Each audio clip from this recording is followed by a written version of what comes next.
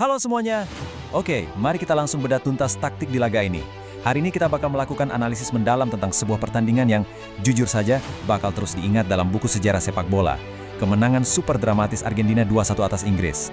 Sebagai seorang analis, saya itu selalu mencari di mana letak pergeseran taktik yang krusial.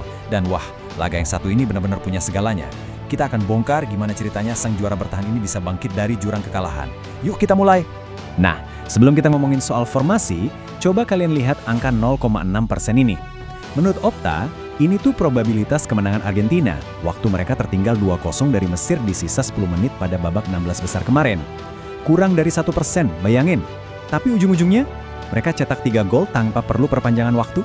Jadi, sebelum kita bahas taktiknya lebih jauh, kita harus paham dulu fondasi psikologis tim ini. Mereka punya mental baja dan bisa dibilang nyaris kebal sama yang namanya kepanikan. Kita masuk ke bagian pertama, DNA kebangkitan Argentina, sebuah penolakan untuk menyerah. Kalian harus ingat, apa yang terjadi saat ngelawan Inggris semalam itu bukanlah kebetulan. Ini tuh hasil dari rentetan ujian mental yang gila-gilaan. Coba perhatikan rekam jejak mereka ini. Dipaksa main sampai perpanjangan waktu sama Tanjung Verde, lalu membalikkan defisit yang seolah mustahil lawan Mesir, dan sukses selamat dari pertarungan brutal yang menguras fisik lawan Swiss. Poin krusialnya di sini, Inggris itu berhadapan sama tim yang udah ngintip jurang eliminasi 3 kali dan menolak untuk jatuh, sama sekali nggak bisa diremehkan. Lanjut ke babak kedua, dan sejujurnya, ini adalah kebuntuan taktik babak pertama yang sangat bersejarah. Merespons bahayanya lini serang Argentina, Inggris ngambil pendekatan ultra pragmatis. Coba deh lihat lini masa ini. Sepanjang 30 menit pertama, kedua tim literally cuma muter-muter bola aja di tengah. Nggak ada niat buat nusuk ke depan sama sekali. Formasinya terlalu kaku. Menit ke-30, itu bahkan nandain rekor yang sangat pasif. Ini laga Piala Dunia pria pertama sejak tahun 1966, di mana nggak ada satupun tembakan di setengah jam awal. Kedua manajer ini kayak lagi main catur, sama-sama nahan bidak. Dan kalau kalian butuh bukti betapa buntunya babak pertama, nih angkanya. 0,08. Ini adalah gabungan expected goals atau XG, kualitas peluang yang tercipta, dari kedua tim sampai peluit turun minum.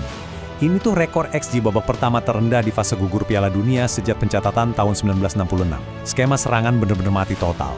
Lionel Scaloni dan Thomas Tuchel saling mengunci rapat dalam sebuah kebuntuan absolut. Lalu kita masuk ke momen krusialnya. Pertarungan taktik Scaloni lawan Tuchel. Titik balik di menit ke-55. Permainan catur yang ngebosenin itu langsung hancur lebur waktu Anthony Gordon tiba-tiba nyetak gol kejutan buat Inggris. Boom! Argentina yang tadinya kayak tertidur lelap, langsung tersengat. Kalau kita lihat perbandingan data ini, selama 55 menit pertama, Argentina cuma bisa ngelepas 5 tembakan tumpul. Tapi begitu tertinggal, intensitas mereka langsung meledak, ngasilin 10 tembakan sampai peluit akhir. Mereka benar-benar tahu persis gimana caranya merespons kalau lagi ketinggalan.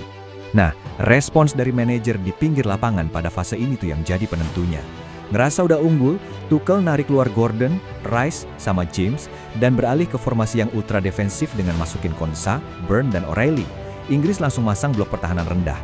Tapi di sisi lain, Scaloni ngerespon dengan cara sebaliknya. Dia langsung masukin artileri beratnya.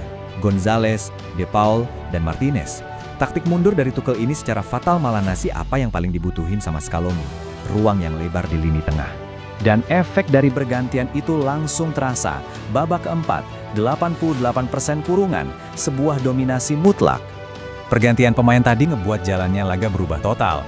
Bukan lagi pertandingan dua arah, tapi jadi arena kurungan buat Inggris. Grafik ini ngejelasin dominasi mutlak tersebut dengan sangat brilian. Dari menit ke-55 sampai menit 92, Argentina memonopoli penguasaan bola sampai 88%. Tekanan bergelombang yang gak ada habisnya inilah yang akhirnya ngebuka jalan buat gol roket Enzo Fernandez dari luar kotak penalti, dan tentu saja sundulan mematikan Martinez di masa injury time. Terkurung. Cuma satu kata dari Opta Jo ini yang benar-benar bisa mendeskripsikan segalanya. Inggris itu udah bukan lagi sekedar bertahan ya, mereka secara taktis benar-benar dipenjara di area penaltinya sendiri.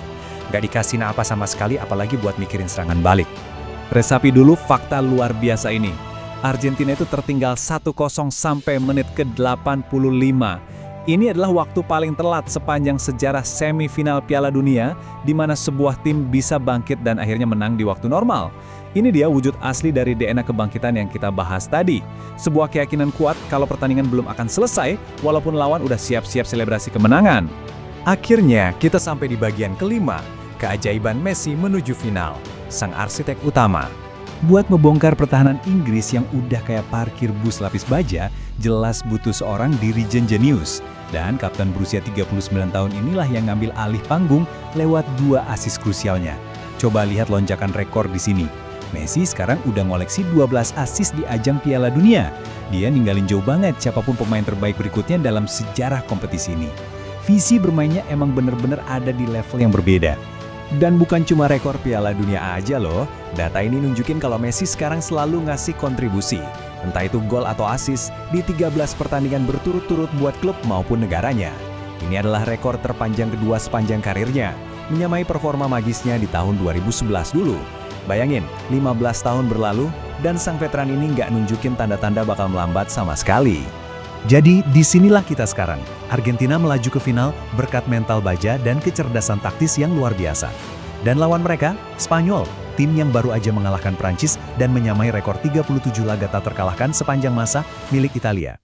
Pertanyaan terbesarnya sekarang, bisa nggak sih mentalitas monster Argentina ini ngehancurin rekor bersejarah Spanyol di panggung termegah? Pasti bakal ada satu tim yang patah hati hari Minggu nanti.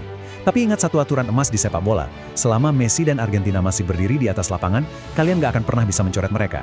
Terima kasih udah ngikutin Bedah Taktik kali ini, sampai jumpa di analisis laga final yang pasti bakal pecah habis.